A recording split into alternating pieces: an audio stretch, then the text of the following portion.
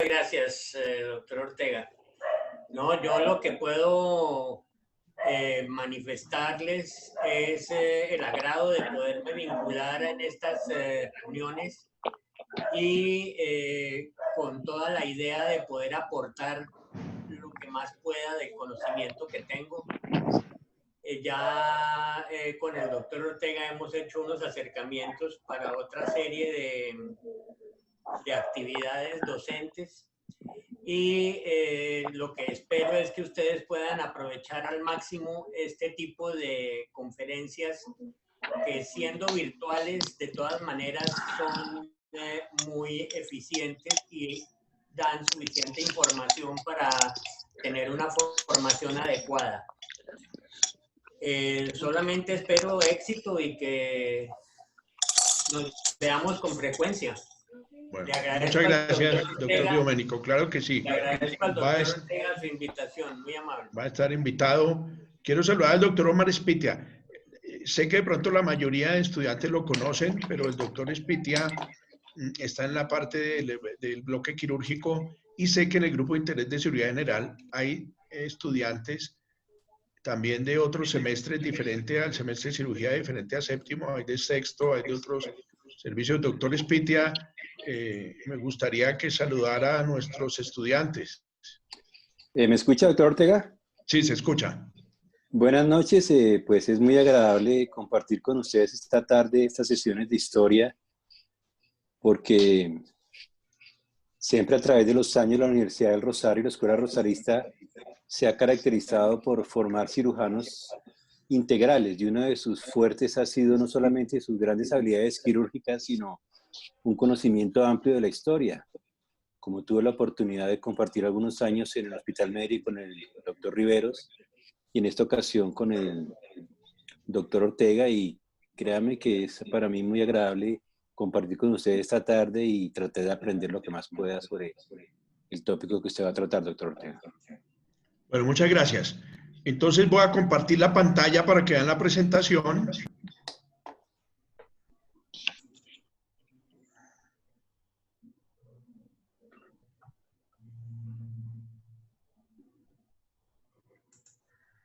¿Están viendo todo la presentación?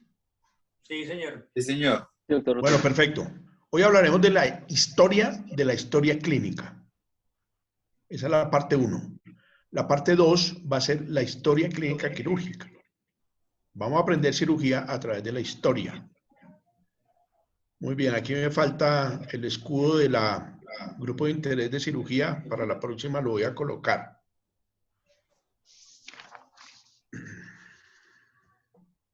Vamos a pasar. A ver si me pasa. ¿Qué pasó aquí? Esta es la segunda.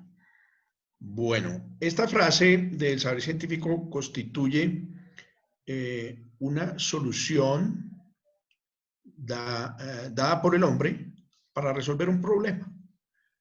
Muchos problemas, no solo en la medicina.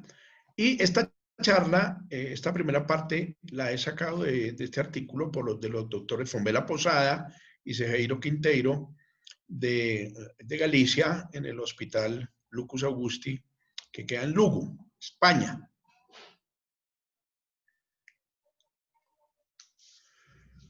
Tenemos aquí a nuestro fabuloso Asclepio. Asclepio, para los griegos, Esculapio, para los romanos. Este es el dios de la medicina en la mitología griega, Esculapio en la romana. Resulta que nuestro fabuloso Esculapio es hijo nada más que de un dios, nada más que el dios Apolo, imagínense. Pero en una humana que se llama Córnide. Y Esculapio fue guiado e instruido en las artes médicas por Quirón, que era un centauro sanador. Y Quirón se identifica mucho con un ojo. Ustedes, por ejemplo, van a ver algunas clínicas que se llaman Quirón o instrumentos quirúrgicos o marcas médicas, porque Quirón es como el ojo de la medicina. Resulta que además Asclepio, de ser tan buen médico, tenía fama de resucitador. Y resucita a Hipólito, hijo de Teseo. Y pues esto no le gustó mucho a los dioses, en especial al fabuloso y mandamás dios Zeus. Y mediante un rayo fulminó a Esculapio, fulminó a Asclepio. Pero Esculapio dejó unos hijos que fueron Yaso. Yaso es el dios de la curación, y Gea, su hija de la salud, Panacea, la que curaba con las plantas. O sea, miren que aquí ya se introduce también no solo la medicina alopática, sino la medicina homeopática. Y sus hijos Polidario y Macaón, que ellos realmente eran especialmente médicos y curadores de la guerra y de las heridas de guerra, y en la Ilíada los refieren y los nombran a ellos.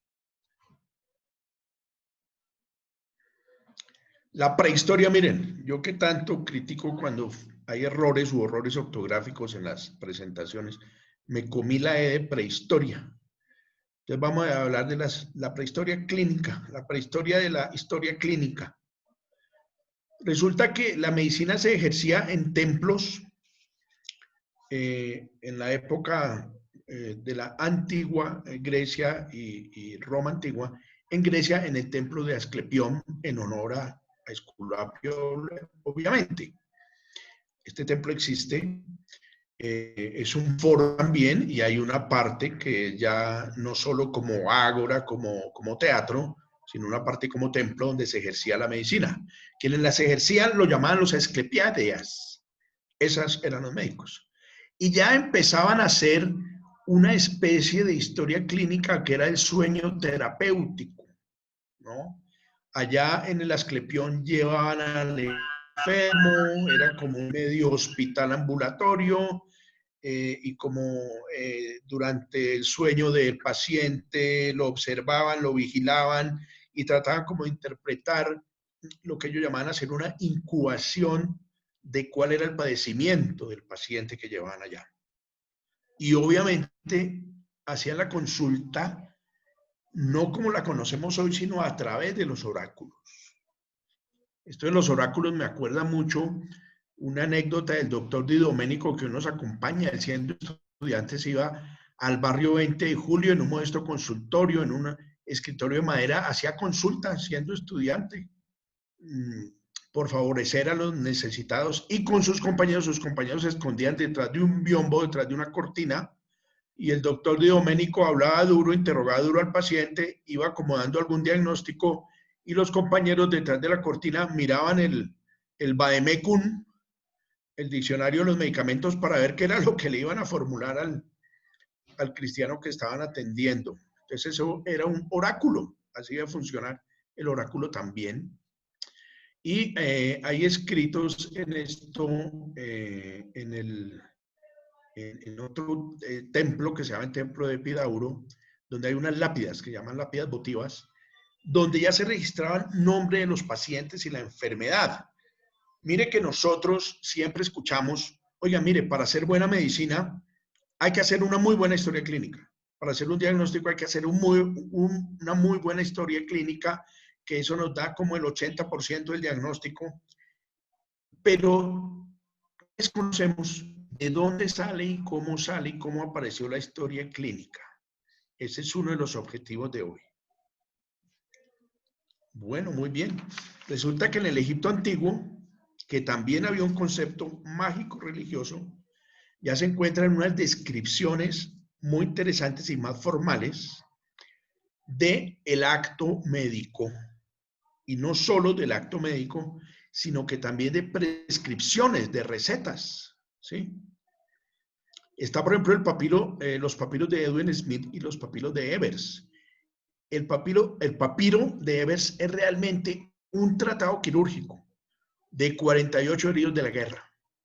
Entonces se observa, si ustedes pueden ver estas imágenes tomadas de esos papiros, cómo se está atendiendo, cómo se está sanando, y cómo ven abajo, en la imagen de abajo, la tensión de un parto. Realmente es bien, bien descriptiva. Entonces el papiro de Edwin Smith habla de aspectos médicos del Egipto antiguo. Recuerden que estos egipcios hacían cirugías oculares, operaban las cataratas, e incluso llegaron a hacer craneotomías, lo cual en América también se hizo. Los incas hicieron craneotomías, por ejemplo, para tratar hematomas subdurales. Y el papiro de Ebers se relaciona más con lo nuestro, con la historia quirúrgica. 48 descripciones de heridos de guerra y sus tratamientos, muy, muy bien descritos. Y ya viene nuestro padre de la medicina, más occidental, más influencia hacia nosotros, que es Hipócrates. Pues resulta que para sus cuentas, Hipócrates, que nace hacia el año 500 en la isla de Kos, en Grecia, año 500 antes de Cristo, es la 28ª generación de Esculapio. Desde esos hijos que tuvo Esculapio, porque él viene de hacer la 28ª generación de los médicos de los Asclepiades. Y miren que nosotros muchas veces decimos, o al menos por molestar o también en serio, que estudiamos medicina para no saber de matemáticas o porque no sabíamos matemáticas o no éramos buenos matemáticos. Y resulta que uno de los maestros de Hipócrates fue Pitágoras. Acuérdense de Pitágoras y sus teoremas y toda la teoría pitagórica geométrica. Y eso da también una formación al raciocinio del maestro Hipócrates. Y en el Corpus Hippocraticum, donde él consigna su obra, la cual existe, la cual hay copia de esto, especialmente en la parte de epidemias 1 y epidemias 3, están las primeras 42 historias clínicas más completas de esta época que se han podido documentar.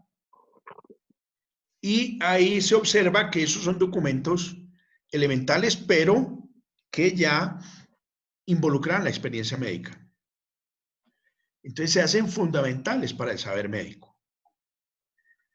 El médico tenía una parte en la historia clínica y era su parte objetiva.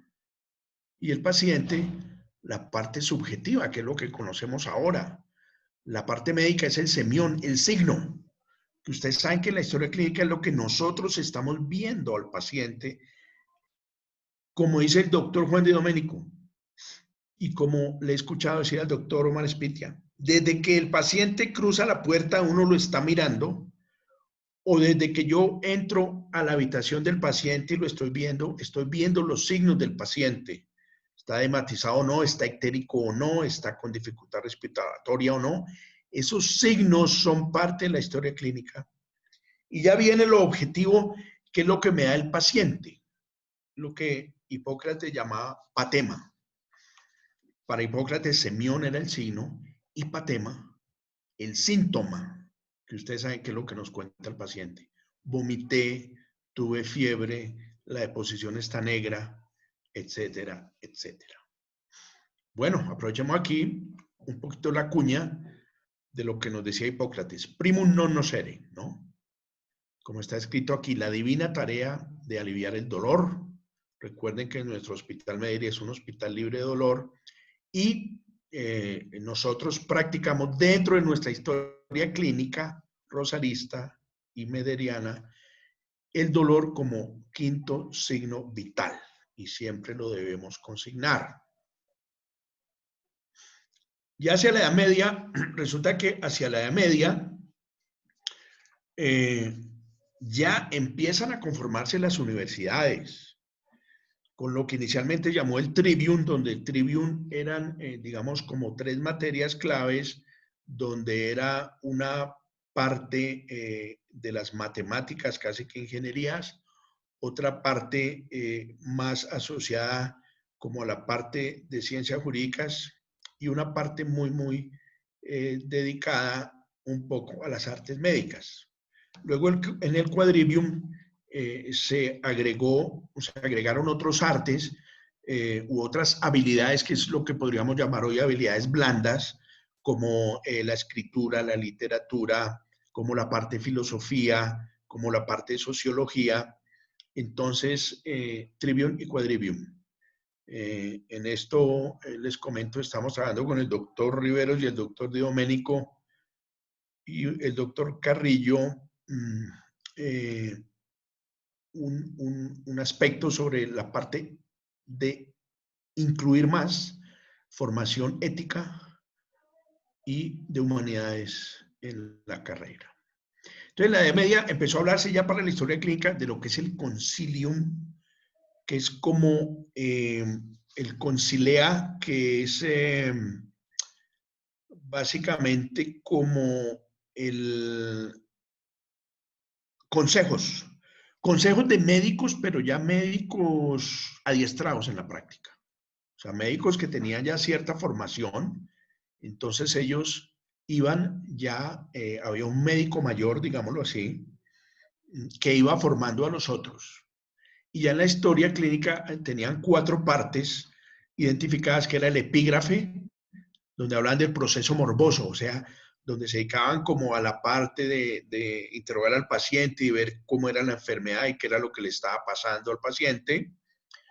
Luego tenía la primera sección, esa primera sección de la historia era, digamos que el epígrafe era como el motivo de consulta y la enfermedad actual. Luego la primera sección era ya más enfocada a la persona, a sus síntomas, a cuál era la actividad de la persona que hacía, ¿cierto? Y en la segunda sección era más enfocado a ver cómo era la fisiología de la cuestión, la patogenia, y cuál era la etiología, como tratar de dar un diagnóstico. Estaban ya tratando como apuntarle a un diagnóstico, y terminaban con el Aec ad laudem amen, que es básicamente el recipes, como decimos la recipe Júpiter, la receta de Júpiter, la receta o prescripción. Esto para la Edad Media, que estamos hablando del siglo XIII. ¿Okay?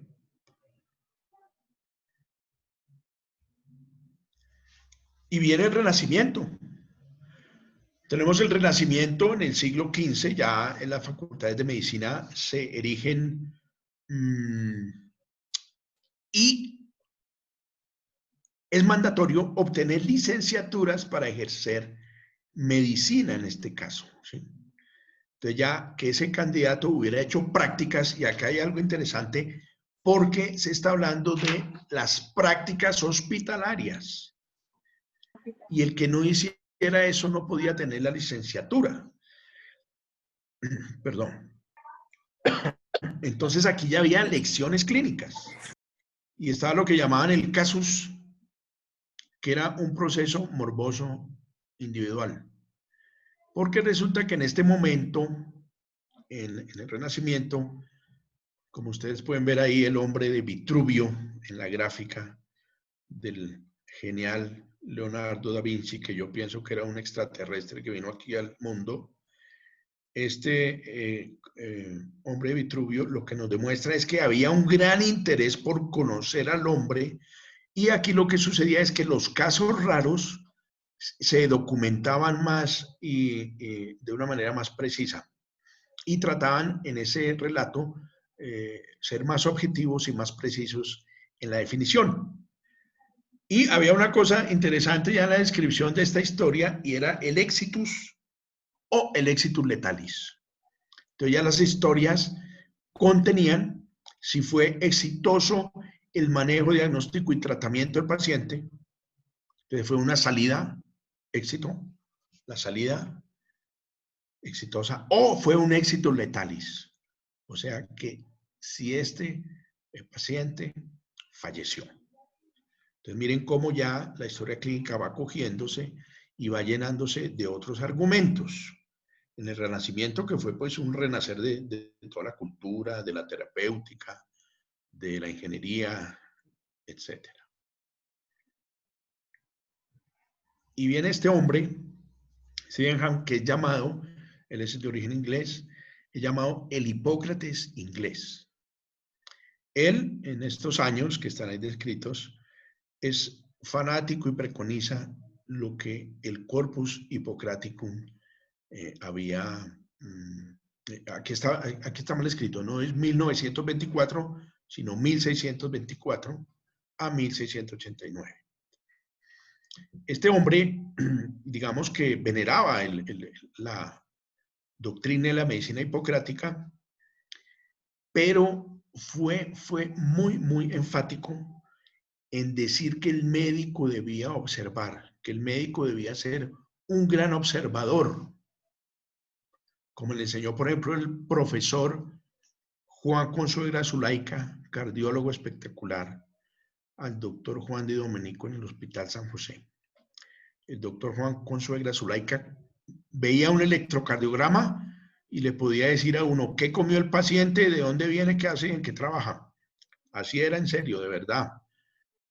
Era increíble. Entonces, la observación es muy importante para Sydenham, la meticulosidad, no solo en recopilar la información que daba el paciente, sino en anotar y registrar los hallazgos que el médico hacía al examinar al paciente.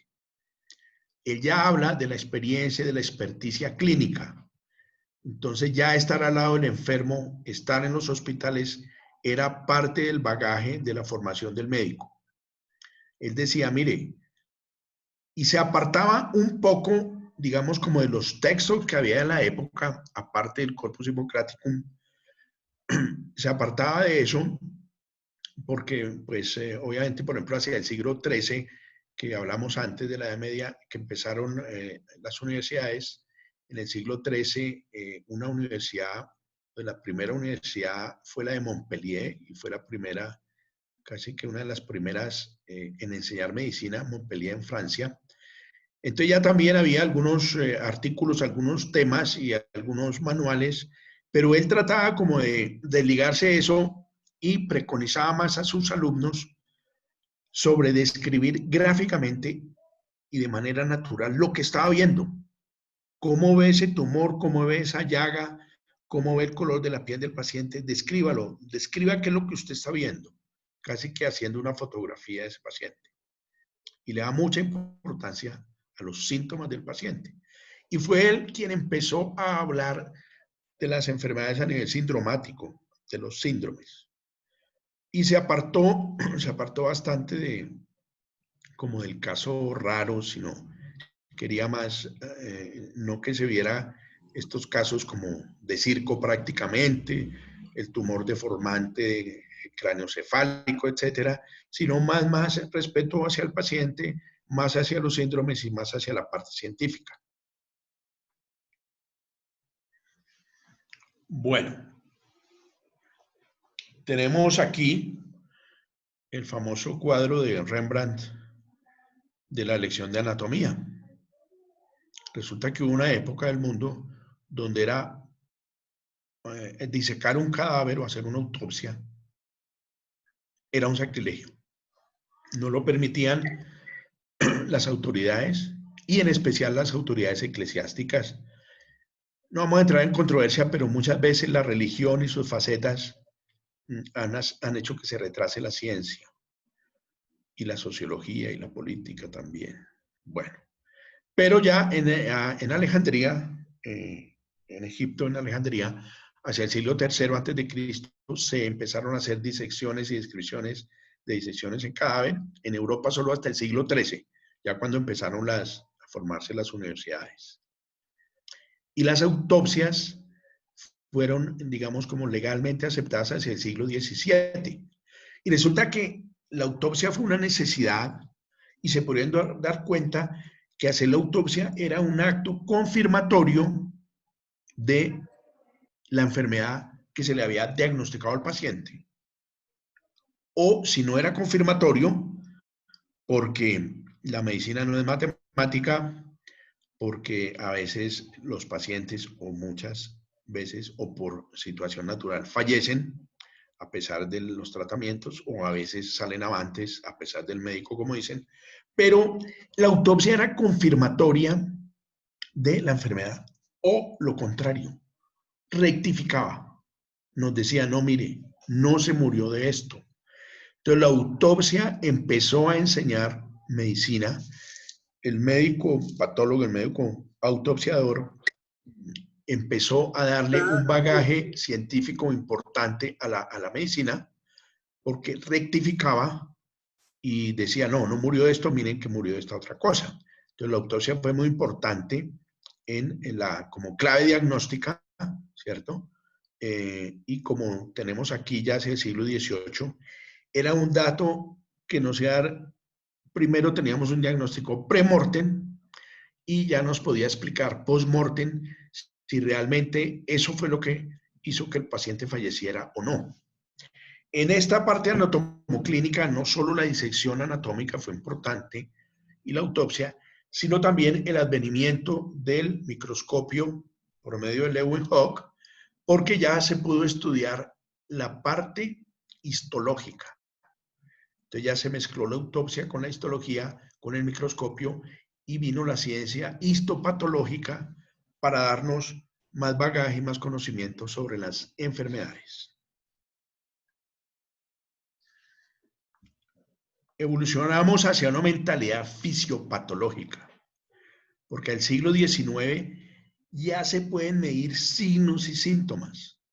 Ya es un examen más objetivo, signos y síntomas, más objetividad en el examen.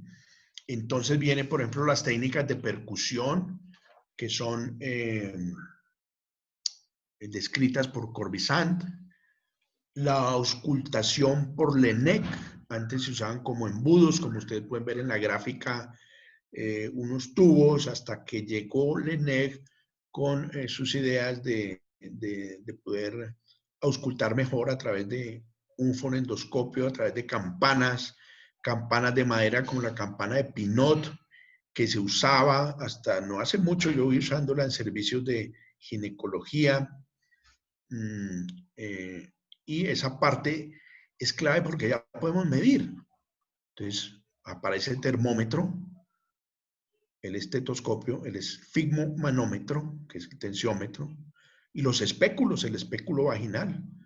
Toda la parte urológica y ginecológica ha dado gran avance a la ciencia médica porque los primeros que hicieron la paroscopia, por ejemplo, realmente fueron ginecólogos y fueron urólogos.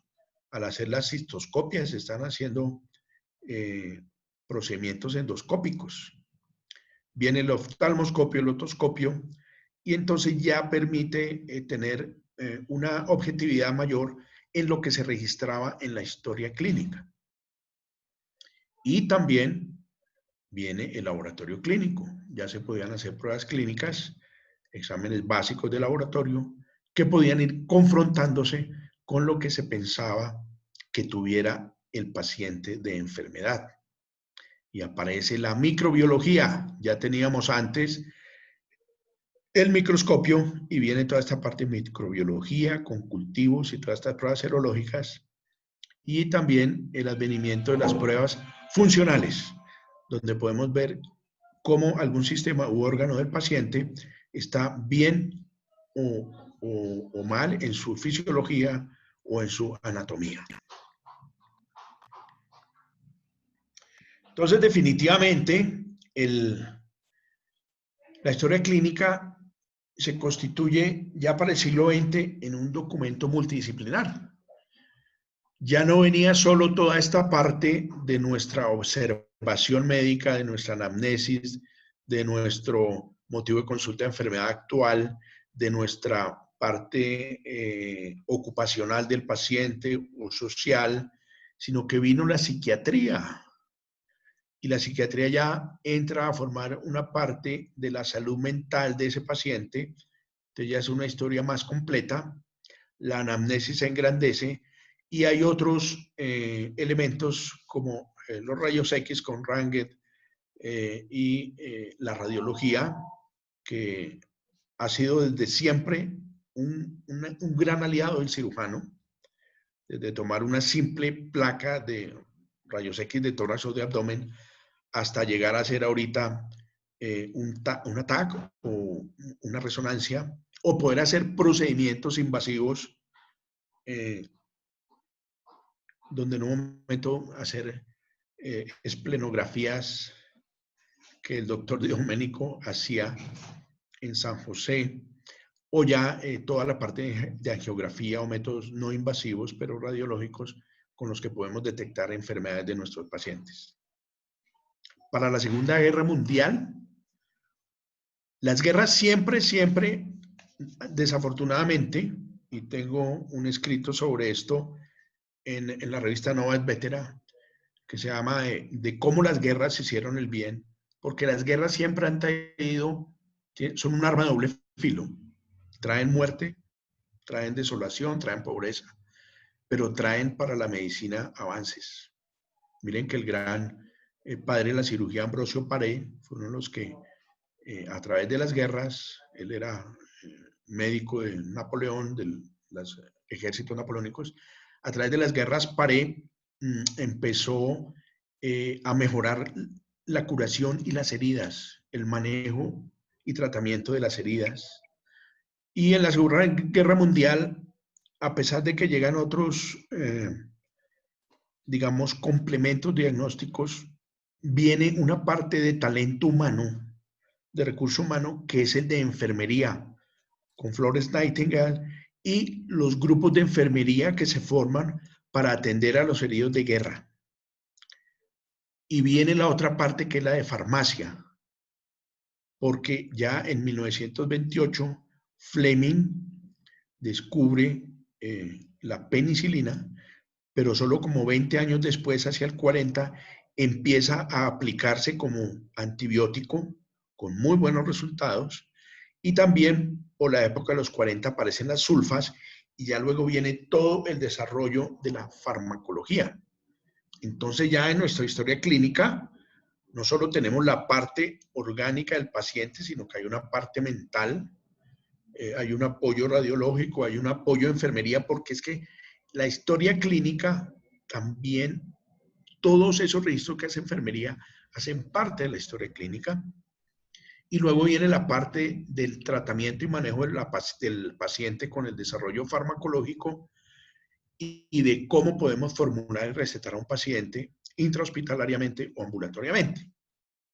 Recuerden algo importante. Este documento se constituye en un documento legal.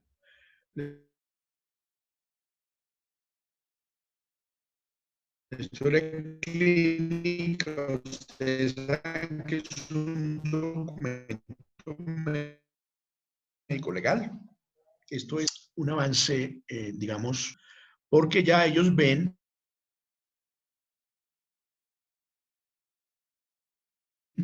que están haciendo consulta privada, la medicina gringa siempre privado, obviamente el aspecto que le gusta a los norteamericanos, que es el del business, el de los negocios, pero ven que como hay dinero ahí de por medio en la relación médico-paciente, podían tener problemas legales, entonces ven el documento de historia clínica con una perspectiva jurídica.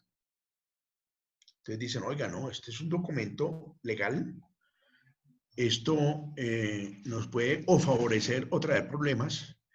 Entonces, la historia clínica tiene que ser de obligatorio cumplimiento. Tenemos que hacerla todos los médicos, a nivel privado, a nivel institucional, porque además estamos registrando de nuestros pacientes la intimidad de ellos. Por ejemplo, en ciertas enfermedades como el boom que hubo de las enfermedades venéreas, enfermedades de transmisión sexual, o la intimidad de los pacientes y más en relación con el trato con la mujer, pero también con el hombre o con el niño. Entonces ya se necesitaba crear los consentimientos informados, pero era todo viene simplemente para favorecerse de las demandas, que en Estados Unidos son grandes e importantes, y hay grupos dedicados a esto, y parece que en Colombia también hay grupos de abogados dedicados a demandar al médico en su práctica. Entonces el consentimiento informado se hace obligatorio también. Acuérdense ustedes que debemos elaborarlo, debemos informarle al paciente, debemos nosotros también firmarlo y el grupo que vaya a operar o intervenir al paciente. En todo. Ahora, miren que ahora hay un formato dentro de la historia clínica, que es sobre el COVID-19, enfocado a ver si el paciente llegó o no con estos síntomas, para evitar cosas de que después del paciente nos diga, oiga, mire, yo me enfermé aquí en su hospital y bueno, habrá problemas médico-legales. Entonces se guarda todo el principio jurídico del habeas data con el manejo de datos e información de datos. La historia clínica pertenece al paciente y el paciente puede solicitarla, consultarla, se le debe entregar desde la primera hoja hasta la última hoja, o se entrega también bajo orden judicial. De pronto esto nos puede hablar un poco más adelantico el doctor Juan Di Domenico, que también fue magistrado de los tribunales de ética médica en Colombia. La historia clínica, además, es un documento que nos sirve para la docencia y para nuestras actividades de investigación. Me quedó mal escrito también, hay que corregirlo, pero esa es una influencia, digamos, es una herramienta muy importante que ustedes saben que tenemos para docencia e investigación, que es uno de los también fuertes que tiene nuestra universidad, la parte de investigación. Y viene en este momento, 2020, la historia clínica electrónica, con todos los problemas que puede haber del registro electrónico de historias clínicas. Entonces, eso es como cuando usted compra un plan celular, está con Claro, con Movistar, con quien sea, o está usted en Facebook, o está en Instagram, o está en WhatsApp, pues esa gente sabe cómo se llama usted, cuándo nació, tienen todos sus datos y se van dando cuenta cuáles son sus preferencias.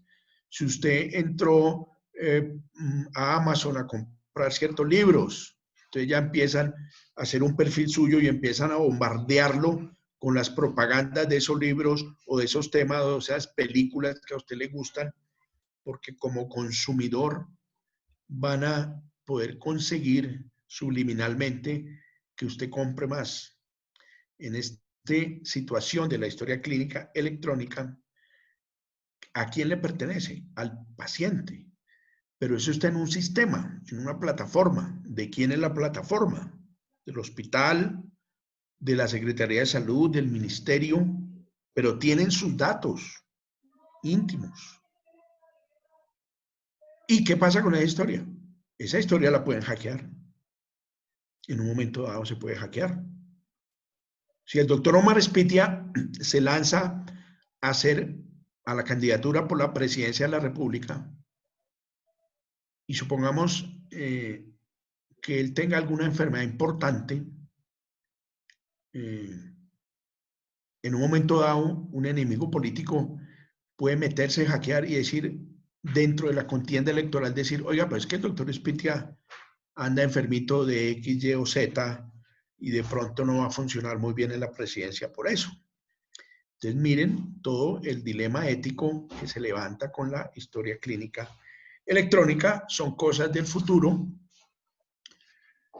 pero considero, a ver si me funciona, considero ya como para concluir que hemos visto cómo nace la historia clínica. Miren que esto no aparece de un momento a otro. Sabemos que la historia clínica tiene un orden que debe llevar, que la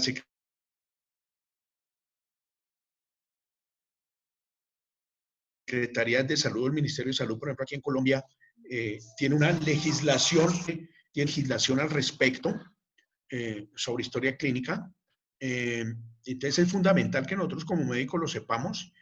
Imagínense, ya la historia clínica tiene 25 siglos de historia, desde el papiro hasta los formatos electrónicos, que es lo que estábamos hablando ahorita. Seguimos insistiendo en que una buena historia clínica es necesaria. La extensión de pronto no importa tanto como la calidad, como se haga esa historia clínica. Una extensión no la hace necesariamente buena. Pero esto, nosotros, ustedes como estudiantes, tienen que adquirir pericia en el manejo y en el desarrollo y en la elaboración de la historia clínica, y eso lo van a adquirir al lado de maestros experimentados, como son sus profesores. Esto, como decía el doctor Giovanni Di Domenico y Ruggiero es aprender cuerpo a cuerpo, al lado de sus maestros. Esto no se puede aprender a través del YouTube. Y realmente todos tenemos que tener plena dedicación cuando elaboremos, primero para aprender a hacer nuestra historia clínica y segundo para elaborarla en bien de nuestros pacientes.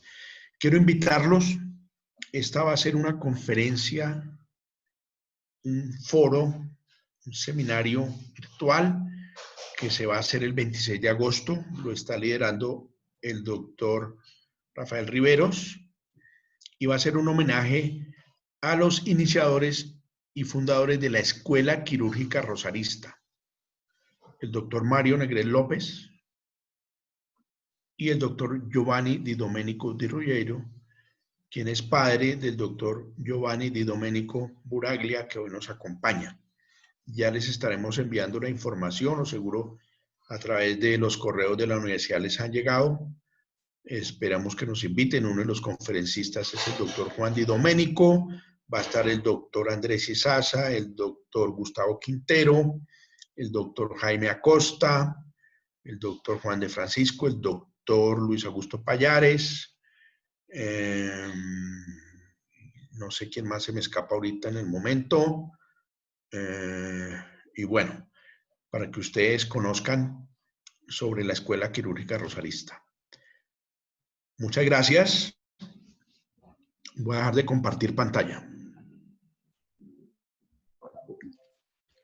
Muchísimas gracias, doctor Ortega, por su presentación. En este momento, pues, abrimos el espacio para preguntas. En caso de que alguien quiera hacer alguna pregunta, puede escribirla en el chat del Zoom o directamente levantar su mano en la pestaña participantes para ir otorgando la palabra.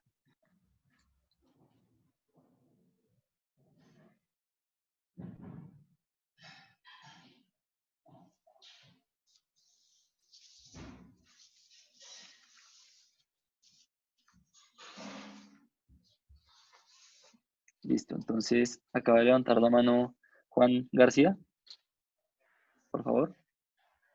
Muy buenas noches, mi nombre es Juan Pablo García, de 9º semestre.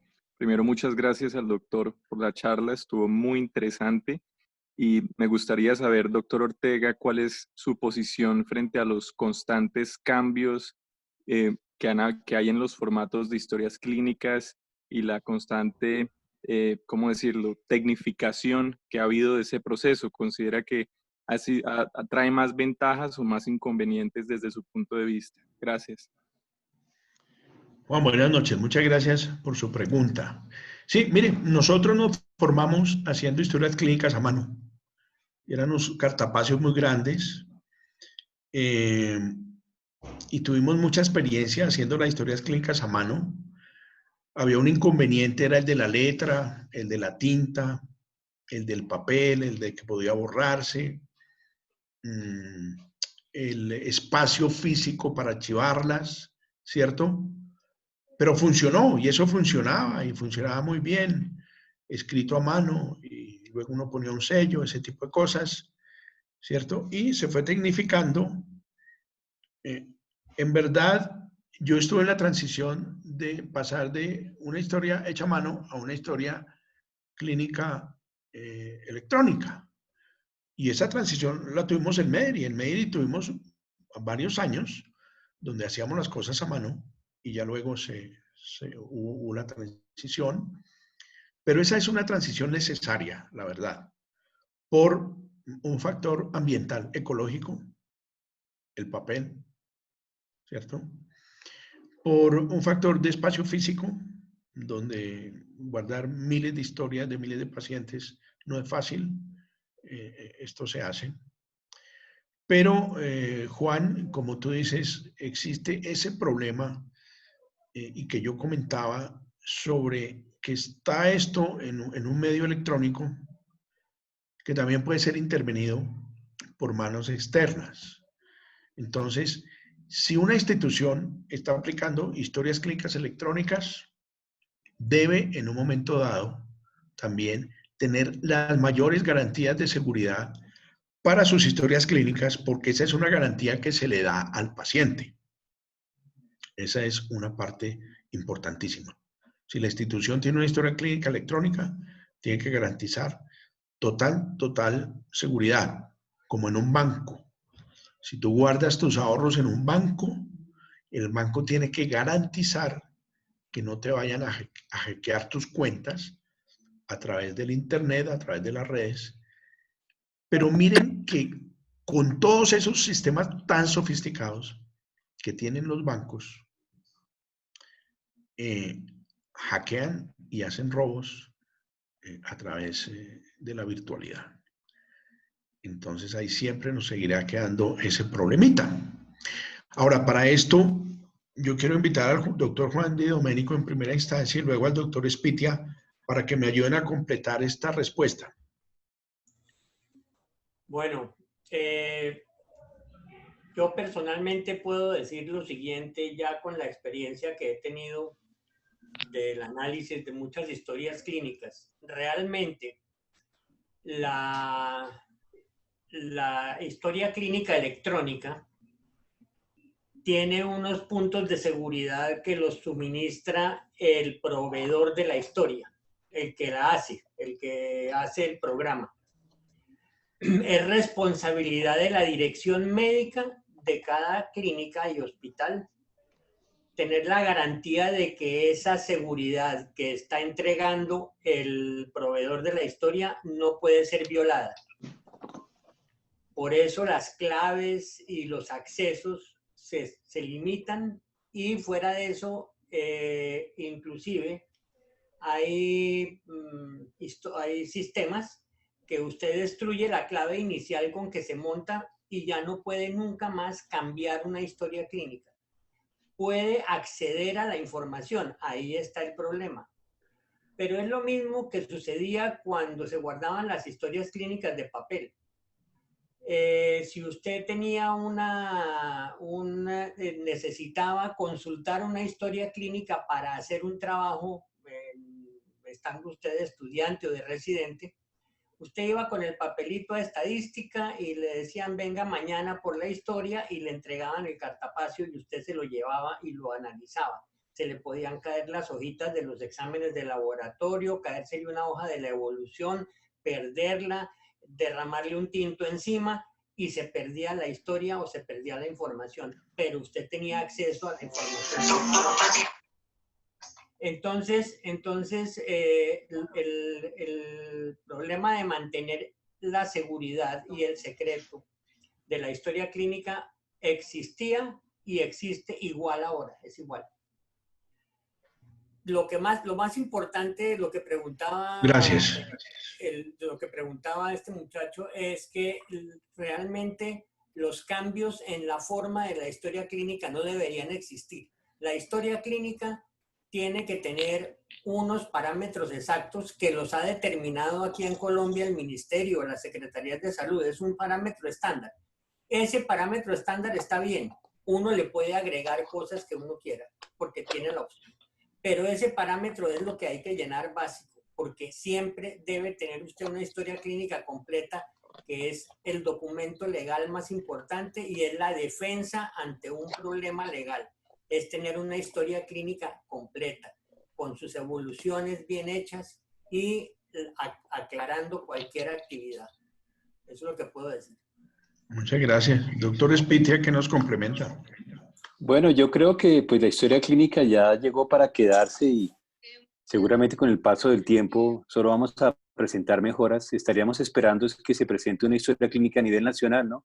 Donde el paciente tenga una historia única clínica nacional y pueda ser consultado este registro a nivel de cualquier institución y en cualquier ciudad del país que facilitaría la atención de los pacientes en zonas apartadas del país, es lo que yo podría agregar, doctor Ortega. Muchas gracias. Muchas gracias, doctores.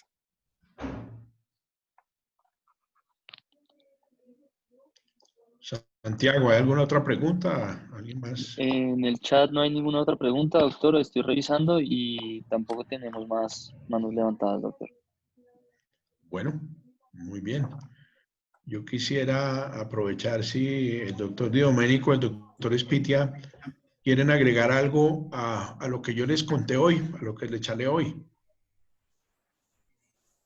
Pues personalmente te quiero felicitar, una charla completa que cubre bastante bien toda la historia de la historia clínica y únicamente esperar que la segunda parte, cuando hablemos de la historia quirúrgica, seamos bien específicos en las áreas que se necesita fijarse. Y recordar siempre lo que ya yo he comentado contigo, que la observación es la primera, el parámetro más importante para uno hacer un diagnóstico. Ya después lo que le diga a uno el paciente, generalmente lo que dice el paciente a veces equivoca o trata de desviar el diagnóstico. Por eso, una de las cosas que quiero recordar es que no hay nada más agradable que hacerle una historia a un niño, porque el niño no dice mentiras, ni que el dolor se le va de aquí para allá, ni de allá para acá, y que cuando le duele el ojo también le duele la rodilla, nada. El niño dice, ¿dónde te duele? Ahí, ya, eso, perfecto. Así deberían ser los adultos también. Qué bueno, qué bueno. Doctor Espitia. No, simplemente felicitar al grupo por el interés que han presentado en estos temas tan importantes de la historia y estaremos pendientes para estarlos acompañando. Muchas gracias, doctor Ortega. Bueno, gracias por la participación de ustedes ahí. Qué bueno que me ayudaron a completar la charla. Muchas Muchísimas gracias a todos de parte del Grupo de Interés en Cirugía de la Universidad de Rosario. Gracias al doctor Di Domenico, al doctor Espitia y en especial a usted, doctor Ortega, por otorgarnos este espacio de aprendizaje y también que pues nos encanta a todos ir un poquito más allá de todo lo que nos enseña. Muchísimas gracias. Con esto damos por concluida la charla del día de hoy. Quedan invitados a la próxima charla del doctor Ortega, en continuación a esta, y a nuestras próximas charlas del Grupo de Interés. Muchísimas gracias por su asistencia. Gracias, Muchas gracias a todos. Chao. Muchas gracias. Hasta luego. Muchas gracias.